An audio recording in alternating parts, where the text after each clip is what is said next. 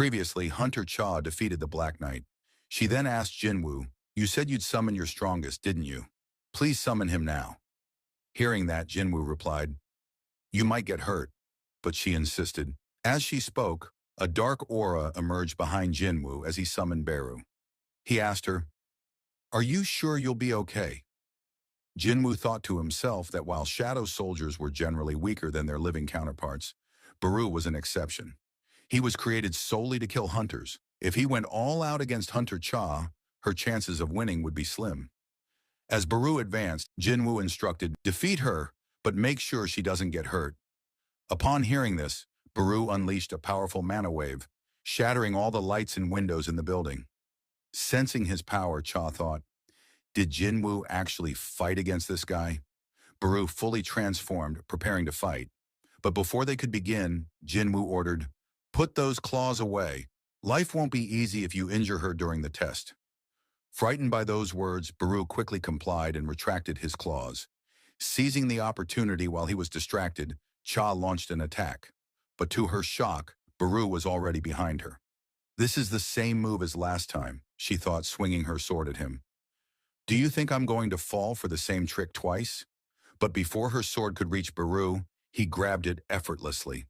Letting go of the weapon, he said, "My liege, give me one command to defeat my foe without causing her any harm, and I'll show her the difference between our strength." As Cha continued her attacks, Beru dodged them with ease. "I'm not done yet," she thought, swinging her sword again, but Beru avoided it effortlessly. Seeing this, she realized, he's dodging all my attacks from this distance without even moving from his place. Before she could react further, Beru suddenly got in her face and let out a terrifying scream. The sheer force of it threw her back several feet. Watching this, Jin-Wo thought, seems the winner of this match has been decided. He then asked her, "Are you satisfied now?" But Hunter Cha, unwilling to give up, replied, "Not yet. I can still fight." Jin-Wo wondered, what's she thinking? I don't think she'd be reckless enough to keep fighting after realizing the difference in strength. Since Beru was different from other shadow soldiers, not only intelligent, but also a killing machine at heart, Jin-Wo could still sense his overwhelming thirst to kill. If she's aiming for a weak spot, Jin-Wo thought, I just hope she won't make a misstep. Meanwhile, Beru tells Cha, a creature can recognize whether they are the predator or the prey. He charges towards her saying, a prey standing up against their predator cannot be tolerated and attacks, but she dodges just in time. As he prepares to strike again, he notices her gathering mana for an attack. She launches it at him, landing a hit on his shoulder, but his exoskeleton is too hard, and her weapon shatters into pieces. But that was her plan all along.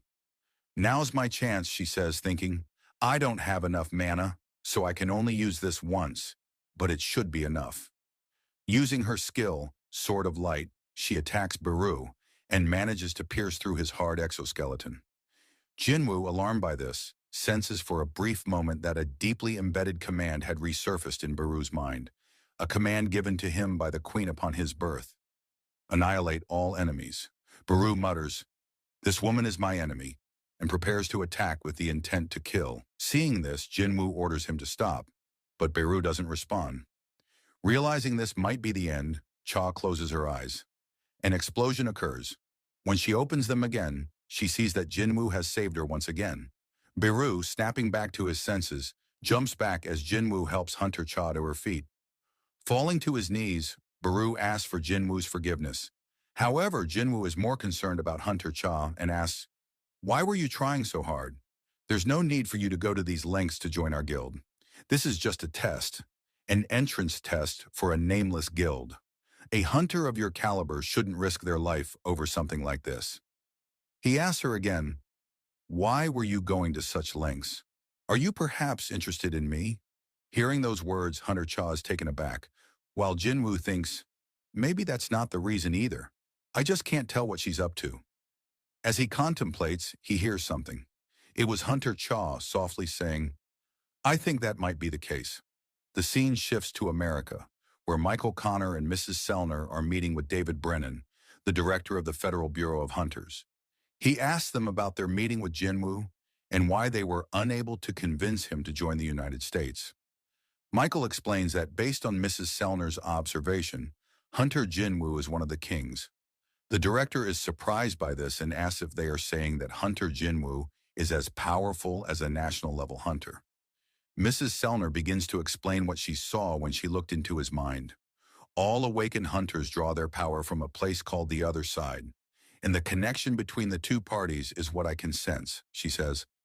Sometimes the force from the other side is so intense that some hunters appear as streaks of blinding light. I usually refer to them as kings, but in his case I saw no such connection. She pauses before continuing. The moment I looked into his eyes, the darkness inside him stared back at me. He was the darkness itself. After hearing this, the director asks, "Are you saying Jin-Wo is an evil person?" Mrs. Sellner shakes her head. "Rather, I am telling you about his source of power. Hunter Jin-Wo borrow his strength from somewhere else. He does not use a connection to channel his power like the other awakened. He relies on his own strength, so the limitations of the connection don't apply to him." Michael asks if she is saying that there is no limit to Jin-Woo's power and that he can grow even stronger. Mrs. Sellner nods and tells him, "Yes, that is what I'm saying." After hearing all that, David Brennan gets up and starts to leave, thanking Mrs. Sellner for the information. He asks Michael to join him as he heads to the basement. Level 24. While going down in the elevator, David Brennan tells Michael, "If we can't use Mrs. Sellner's abilities to get him, then we must find another way," and asks if he remembers the first ever S-rank gate that opened. Michael replies, "Of course I do. It was the most catastrophic dungeon break to date, which destroyed the entire West Coast." David Brennan explains, "During that incident, America recruited the world's strongest hunters by offering them a huge reward, and out of those hunters, only 5 survived the raid. Each of them was given authority equal to that of a nation, which led to the title of national-level hunters." He continues, "Kamish, the dragon also known as the Inextinguishable Flame, was a monster that single-handedly killed hundreds of top-rank hunters, but there was a silver lining to that tragedy." Michael asks if he was referring to that as the door opens. David Brennan tells him to see for himself. Michael is surprised to see a runestone that was found in Kamish's corpse.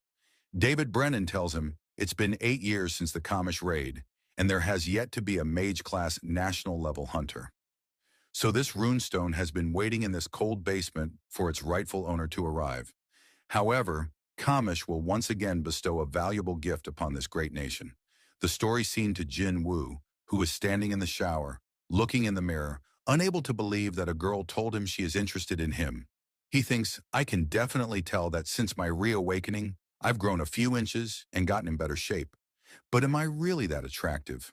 Could it be because of the buffs I gained from the skill Will to Survive, that any damage to my body is restored?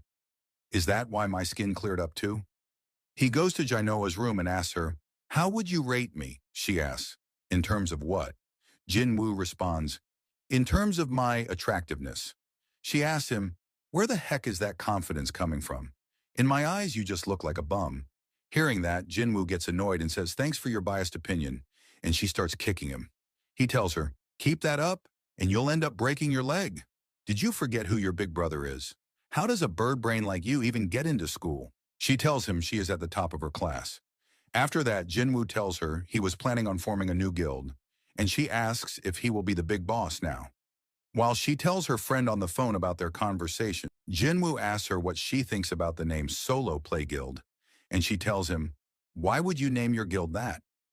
You use your abilities to summon those shadow soldiers, so technically, you're not a solo player." Jin-Wo thinks that's a good point and asks her what he should name his guild.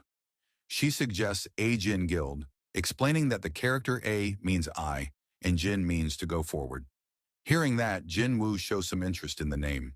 The scene shifts to Hunter Cha's house, where she is making a fuss in her room, remembering today's incident. She says, "I basically told him that I like him.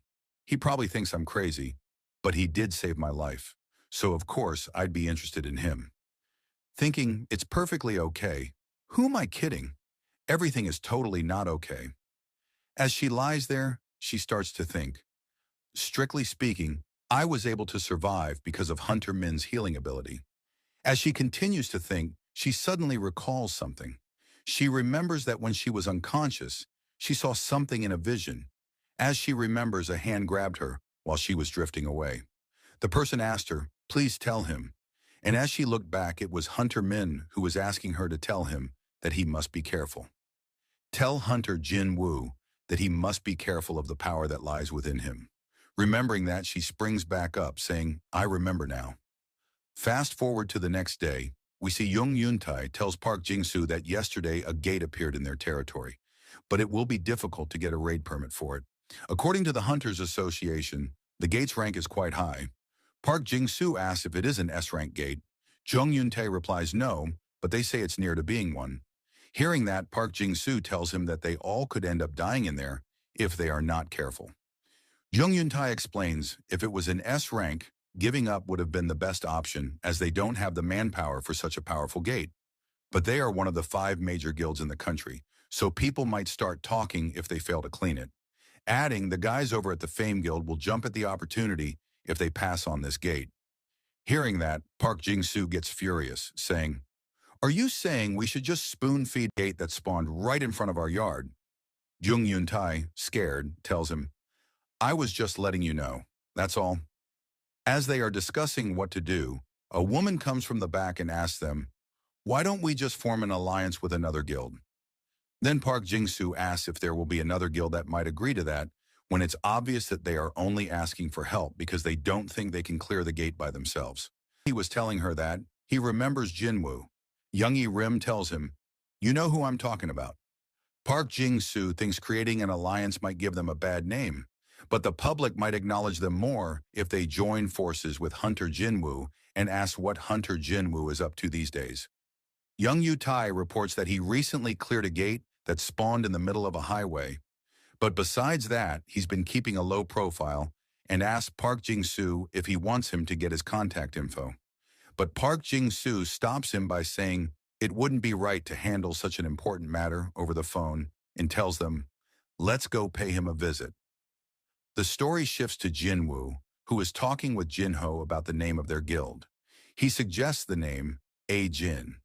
Hearing that, Jin-ho agrees with him that this is the perfect name, while thinking anything is better than Solo Play Guild.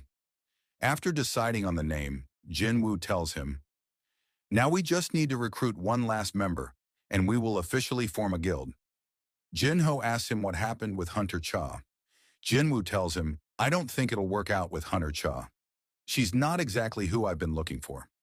Jin-ho, after hearing that, is shocked, thinking, she is an S-rank hunter with an excellent record of dungeon raids. On top of that, she is beautiful as well. No matter how you look at it, she's pretty much perfect.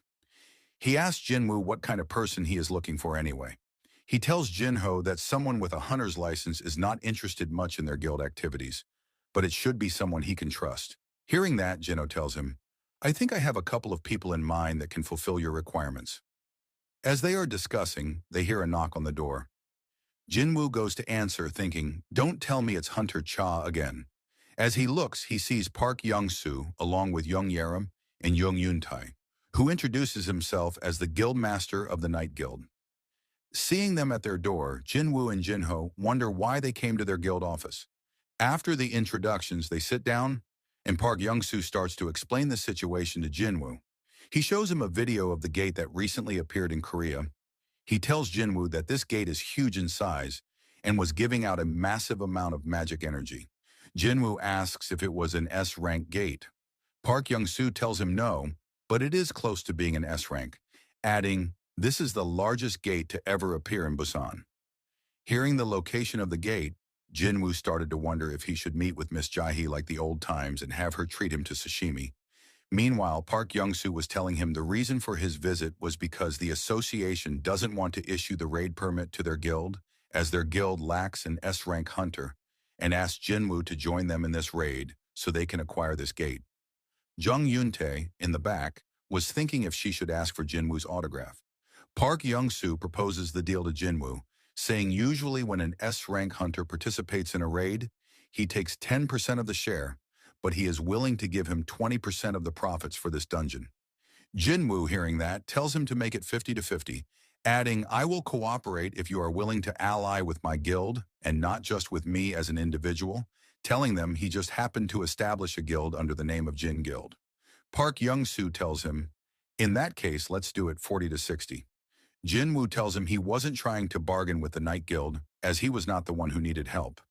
Hearing that, Park Young-soo thinks, "I thought things would work out just fine because he's still young and looks friendly, but I see now that he is no pushover," and agrees on the condition that Jin-Woo will take care of the boss. After the discussion, Park Young-soo tells Jin-Woo that the gate appeared a couple of days ago, so they need to start the raid tomorrow at the latest, and asks Jin-Woo to come with him. But Jin-Woo tells him, "No, I will see you guys tomorrow. I have some errands to check on," saying, "I won't make you guys wait." While talking, Jin-Woo receives a call and wonders who it is. He excuses himself, saying he'll be back after attending this call. He answers the phone, and it is his mother. He asks her if she bought a new phone and if she was calling at the wrong time. Jin-Woo tells her it's nothing like that and tells her, "Let's have dinner together tonight." Fast forward to the next day, we see a huge crowd next to the gate in Busan. These were all hunters from the Knights Guild who were preparing to participate in the raid. Park Young-soo, already in his armor, was looking at his phone thinking, "We should have made him come with us yesterday," and wondered if he was going to be late. Looking at the time, he said, "We will be leaving in 5 minutes." Meanwhile, Jinwoo was getting ready to head to the location. Looking at the weather, he wondered if Gina brought an umbrella with her, and using his shadow exchange, he teleports to the location. The scene shifts to Gina's school, where some students are walking in the hallway, discussing the art teacher who was making them do all the work that he was supposed to do himself. After arriving in a classroom, they notice it was all dusty, as the place had been closed for a while and no one had cleaned it. In a corner, one of the students notices something. He sees a gate and tells his friends about it. He approaches it, saying, "What are you scared of?" The gate is secure when it is closed like this, and only the hunters can enter or come out of it.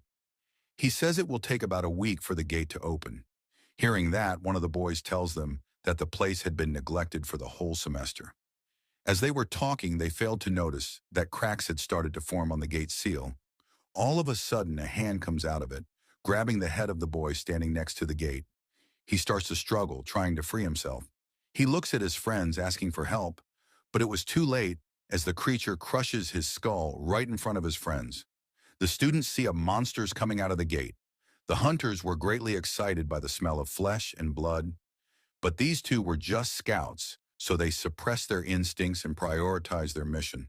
One of the creatures senses humans in the building. He tells the second monster, "This building is as complex as a castle," and asks him to call for the brothers, as he will start the hunt first, saying, "We'll massacre all the humans in this castle and fortify our position. Then we start hunting for real." As he gets out of the room, he sees some students in front of him. Before they could notice the beast, it was already upon them.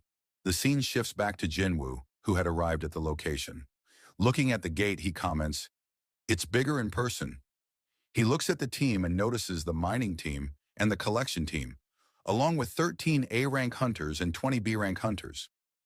Looking at all of them, Jinwoo thinks, they have this many A-rank hunters, as expected of the guild with the most A-ranks. As he was thinking, he gets swarmed by the hunters that were about to participate in the raid with him. They start to ask him questions about his abilities and if he was taking the lead in today's raid. Seeing all this, Jinwoo gets confused, and Young Yerim steps in, stopping all the hunters, saying they were making Jinwoo feel awkward. She introduces herself to Jinwoo, saying she is an A-rank healer of the Night Guild's assault team. Jinwoo notices Park Young-soo behind him. Park Young-soo tells Jinwoo that he will explain everything to the team now. He tells them he will be the one to lead the raid. Hearing that, the guild members tell him, shouldn't Jinwoo lead, as he is an S rank? Hearing that, Park Young-soo tells them, Hunter Jinwoo will be in charge of the rear and make sure that we're safe. Hearing that, they ask if he thinks that they are so weak that they need someone else's protection. Park Young-soo explains to Jinwoo that it might have been a bit rude, but they usually have this kind of atmosphere, and Jinwoo tells him that just means they are that confident. After the talk, they start to make their way into the dungeon. The scene shifts to the Hunters Association Emergency Call Center, where a phone operator receives a call from someone. The person, scared, tells the lady that there were monsters outside, saying a dungeon break occurred in their school. She asks where she was calling from. The girl tells her that she was hiding in the bathroom, scared. She explains everything to her, saying, "I was with my friend," and all of a sudden, monsters appeared and started to kill everyone. Hearing that, the operator tells her that the hunters are heading there right now and asks her to calm down. She asks if she knows what kind of monsters they were. The girl tells her she saw them on TV and describes them as having green skin. Hearing that, the operator is terrified. She tells the girl to run away from there, as those things are orcs, and they can smell their prey from a distance. But it was too late, as an orc found her, and the operator was horrified as she heard the screams of the girl who was asking for help. Meanwhile, in the school, the students were running out of the building as the orcs took out the ones trapped inside. The orcs start to discuss how they lost half of their prey, as the second one tells them it was okay, as there are still many left. They say that they managed to block the escape path, and now will go up another floor and take out all of the remaining humans. Meanwhile, the students had barricaded themselves using tables and chairs and trapped themselves inside a classroom. But it was no use, as one of the orcs destroyed the door. As the students looked at the scene in horror, they saw an orc covered in blood coming straight toward them. Seeing an opportunity, one of the students started to run toward the window, trying to escape while the orc was distracted by the other students. As he got close to the window, he saw two red eyes staring at him. Before he could react, he saw an axe coming straight toward his head. In the blink of an eye, it was over for him, as more orcs surrounded the classroom. One of them sensed a student with magical energy. He told the leader about that, and he told them to kill her first. We see Jaina and Han Song-yi standing at the back, scared as she calls for her brother. Han Song-yi, seeing no way out, tells Jaina, "Even though I'm an E rank, I am an awakened," and prepares to fight while Jaina is trying to stop her. As the orcs approach them, one of them asks if that is the human he was talking about. The second orc tells him, "No, I sense something much more powerful right next to her." It swings its axe toward Jaina, saying, "The smell is coming from that girl. She must die." Both girls close their eyes, but as Jaina opens her eyes, she sees a high orc standing in front of her who managed to stop the attack. Looking at it, she understands it was her brother who had placed these soldiers around her for her protection. With one swing of a punch, the high orc managed to launch the orc into the air, and it went flying through the ceiling, shocking the rest of the monsters in the room as three huge orcs surrounded Jaina. The scene shifts back to Jin-Wo and the Knights Guild, who had entered the dungeon. Park Young-soo shouts and tells everyone, "It's an ogre," and they all see a towering giant, a two-headed ogre, standing in front of them. As the creature swings its weapon at the hunters, Park Young-soo, using his ability, creates a shield in front of him. With full force, the monster strikes at the shield, but it was no use as the barrier was strong enough to block the strike. He orders Yoon Tae, who starts to run toward the monster's face. Running on its axe, he manages to blind the beast and tells the rest of the hunters to deal as much damage as they want now. Hearing that, all of the hunters start to charge toward the beast. They begin chopping it to pieces, and using their magic, the mages burn the thing to a crisp. After they manage to take out the creature, Park Young-soo tells the team to regroup for a moment. He tells Jin-Wo that things don't look good. "I knew this would not be easy, but I didn't expect us to fight a twin-headed ogre from the start." He asks Jin-Wo if he knows the second name for these twin-headed ogres, and Jin-Wo tells him they are called gravekeepers. Park Young-soo tells him that's right, which means there would be an army of undead awaiting them. He hears Jung Yoon-tae telling him that he jinxed it and asks if they should attack them. But they notice that the undead are not approaching them. They are just standing there staring at them. The hunters start to discuss that something seems off about them as they back away. Usually they charge on sight. Hearing them talk, Jin-Wo thinks, "I had high expectations since this was a high-tier A-rank dungeon," and all of a sudden he senses something. He tells Park Young-soo that he is leaving as an urgent matter has come up. Hearing that, Park Young-soo tries to stop him, saying, "Without you, we might get ourselves into danger."